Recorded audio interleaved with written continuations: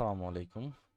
আচ্ছা, গত ভিডিওতে আমরা নেবস অ্যান্ড ট্যাবস দেখেছিলাম এবং অফ ক্যানভাস দেখেছিলাম। আজকে আমরা দেখব পেজিনেশন।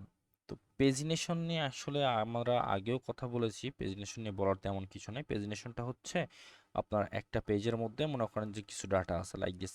এইখানে আপনার এখানে 10টা ডাটা শো করানো আছে। এখন আপনি একটা পেজে 10টা করে ডাটা শো করাবেন। আপনি যখন টুতে ক্লিক করবেন, আপনার আরেকটা পেজে চলে যাবে, সেখানে নেক্সট 10টা কন্টেন্ট শো করবে। এটার জন্য অ্যাকচুয়ালি পেজিনেশন তৈরি করতে হয়। তো পেজিনেশনকে আমরা ডিজাইন করতে হবে অবশ্যই। এক একটা পেজিনেশন তো যদি এইভাবে জাতামাতা করে বসায় রাখলে তো হবে না, এখানে তো লিঙ্ক ABCD করে বসানো যায়। তো ওইটা তো আসলে স্ট্যান্ডার্ড না। সুন্দর করার জন্য কিন্তু আমাদের যে প্রিভিয়াস, নেক্সট, এরকম আলাদা আলাদা বাটন করা আছে এবং এই বাটনগুলো কিন্তু আপনার করতেই হবে।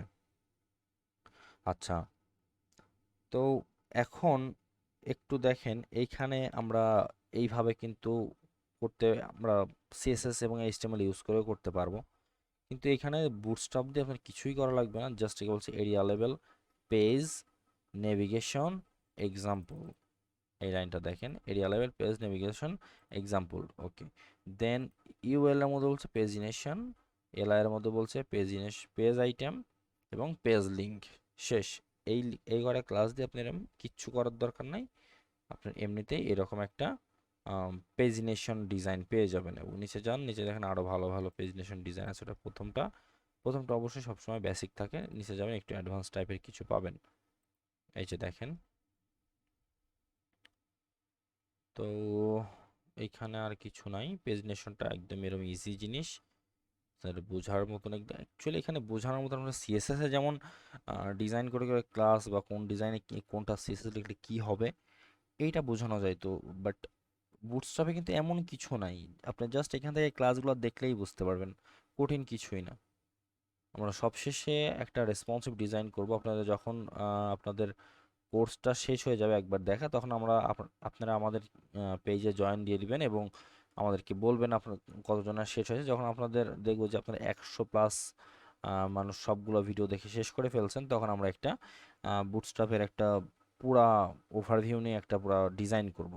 সেটা আমরা লাইভ ডিজাইন করে দেখাবো এবং আপনার সাথে সম্ভবত আমরা লাইভ ক্লাসে যাবো সে তখন।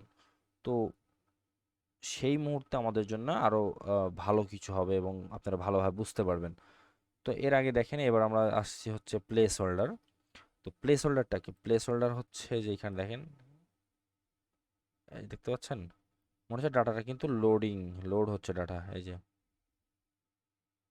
এই ডাটাটা লোড করতেছে, এটা হচ্ছে আমাদের বুটস্ট্র্যাপের নতুন একটা ফিচার আসছে, প্লেস হোল্ডার। এর আগে এটা ছিল না, বুটস্ট্র্যাপ 4 বা 3 এই প্লেস হোল্ডারটা ছিল না। দেখেন আপনার কন্টেন্টটা এরকম, বাট কন্টেন্ট কিন্তু প্রথমে আপনার এইরকম আসবে না। প্রথমে এইরকম আসবে, যেমন আপনি ফেসবুকে দেখবেন লগ ইন হওয়ার পর আপনার ডাটা আসার আগে এরকম একটা ইন্টারফেস দেখায়। যে জায়গায় যে টেক্সট থাকার কথা সেখানে সেখানে এরকম আপনাকে দেখায় যে এই পর্যন্ত তোমার এইটা এটা প্লেস লোডিং দেখায়। তো এইটা হচ্ছে আপনার সেই জিনিস, লোডিং লোডিং, যেখানে আপনার ডাটাটা লোড, মনে হচ্ছে ডাটা লোড হচ্ছে। লোড হওয়ার পরে এখানে দেখতে পাবেন, এই যে দেখেন এখানে বলা হয়েছে প্লেস হোল্ডার কল 6। দেন এখানে আর একটা বাটন দেওয়া আছে, সেই বাটনটার মধ্যে ওইভাবে লোডিং একটা অ্যানিমেশন দিয়ে রাখা আছে এখানে, এবং মাউস নিয়ে গেলে কিন্তু এখানে লোডিং হচ্ছে। তো এইটাকে হচ্ছে প্লেস হোল্ডার বলে। প্লেস হোল্ডারের মধ্যে এখানে আরো অনেক কিছু আছে, বার আছে, যে প্লেস হোল্ডার বার আছে। প্লেস হোল্ডারে দেখেন মাউস নিয়ে গেলে মাউস কিন্তু চেঞ্জ হয়ে রিলোড হয়ে লোডিং দেখাচ্ছে মাউসটাও। তো এইটা হচ্ছে আমাদের প্লেস হোল্ডার। এই পর্যন্ত প্লেস হোল্ডারের মধ্যে আর কিছুই নাই। তো আশা করি বুঝতে পারছেন। যদি না বুঝেন অবশ্যই আমাদের কমেন্ট করে জানাবেন। সবাইকে অসংখ্য ধন্যবাদ। আল্লাহ হাফেজ।